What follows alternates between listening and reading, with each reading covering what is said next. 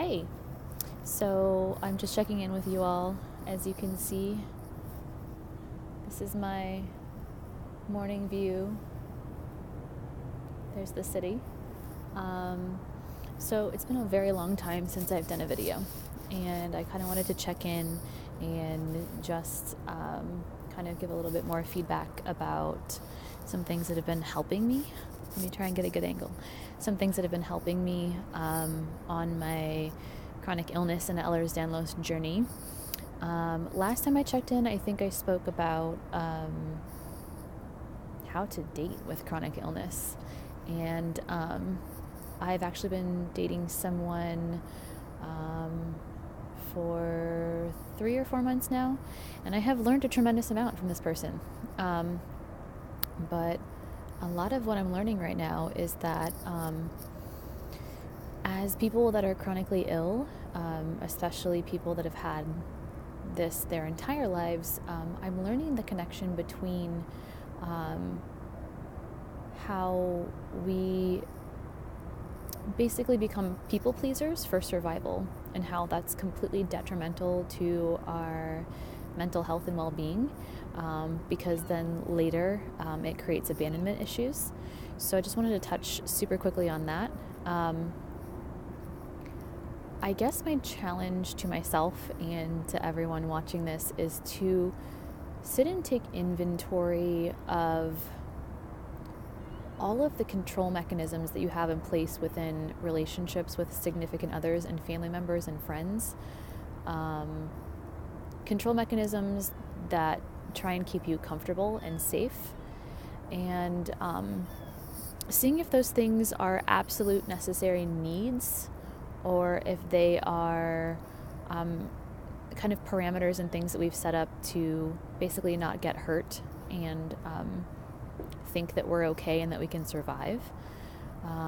For me, what's coming up a lot is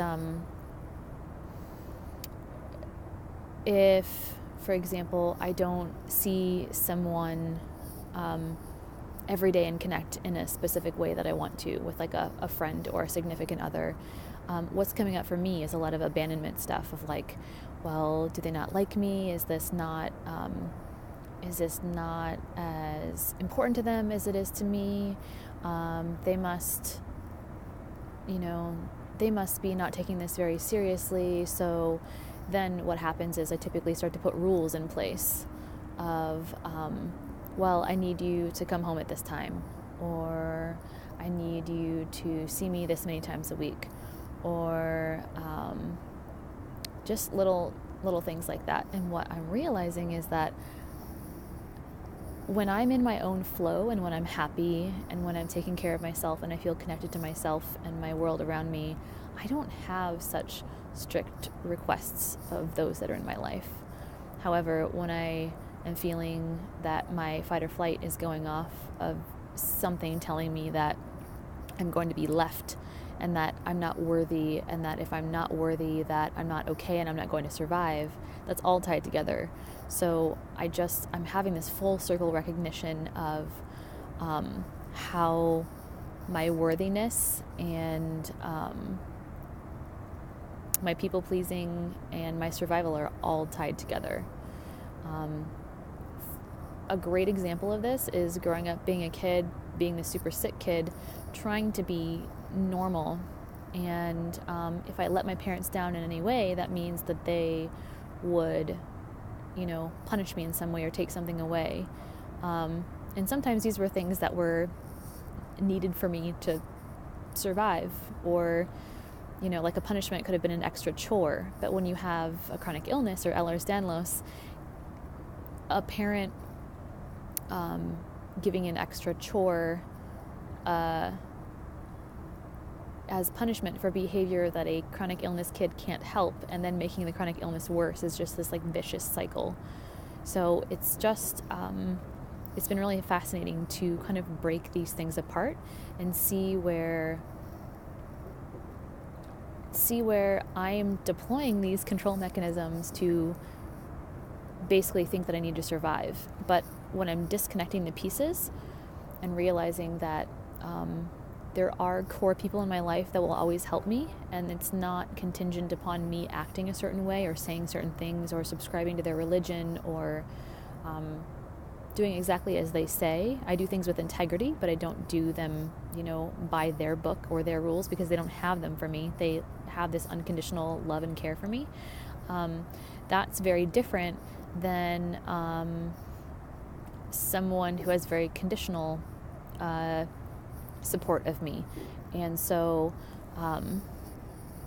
it's highlighting the people in my life that have that unconditional love. And then also, when I'm not feeling okay with myself, I find that I also have very conditional love of someone else or other people, and that's not cool either. So this is a little bit of a ramble and a rant, but I really challenge us to examine where our behaviors are coming from. We do have lots of needs that are very important to follow, but those things are grounded within us, and they don't waver based on who's around us or what that person has said, because if we have grounded needs, we don't give a fuck what someone else says that we need to do. But the flip side is that if we're feeling very tied to someone's validation for survival, it's really going to mess us up and always be kind of a conditional situation, and that can always change. So let's take a look at that and see what happens. Side note, I also just went to Chinese reflexology in San Francisco this morning for the first time. It's very specific, very highly regarded practitioner who doesn't advertise or anything, just kind of word of mouth. But let's just say I'm in immense amount of pain. And the second that she touched my spots, well, mostly any spots on my feet, but any that could be impacted by EDS, namely, uterus, thyroid, had my neck fusion and my lower back laminectomy, all of these spots, I was trying not to pass out from the pain. I was screaming.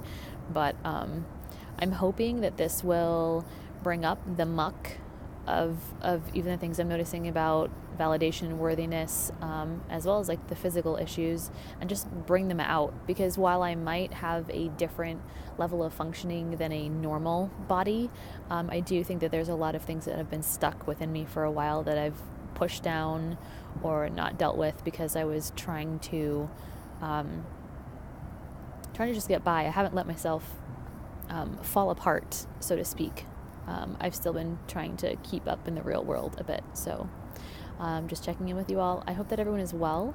And who knows when I'll do the next video, but see you later for now.